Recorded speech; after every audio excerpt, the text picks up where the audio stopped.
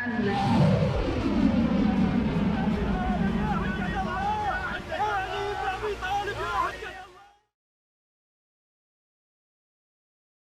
perlawanan Islam Irak kembali meluncurkan serangan dan meneror Israel. Tidak tanggung-tanggung, serangan Irak kali ini mampu menghancurkan Haifa yang merupakan kota terbesar ketiga di Israel. Dikutip dari Press TV via Tribun News pada Senin 6 Mei 2024, Irak mengkonfirmasi dan bertanggung jawab atas serangan itu. Perlawanan Irak menyebut serangan mereka pada Minggu 5 Mei 2024 menggunakan rudal jelajah Akrab dengan basis pelontar dari kapal pesiar Akrab.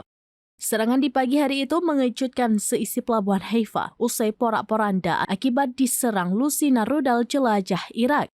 Pihaknya menyebut serangan itu sebagai kelanjutan perjuangan melawan rezim pendudukan Israel. Serangan itu juga sebagai bukti dukungan terhadap warga Palestina di Gaza dan pembalasan atas perbuatan keji yang dilakukan Zionis. Irak menegaskan akan terus menargetkan dan menghancurkan instalasi penting di seluruh wilayah yang diduduki. Kelompok tersebut juga mengatakan akan melawan kepentingan Israel di Laut Mati.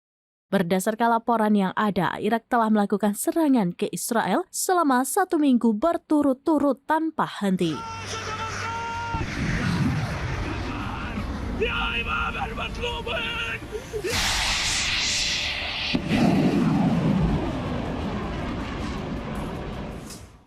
Download Tribun X sekarang, menghadirkan lokal menjadi Indonesia.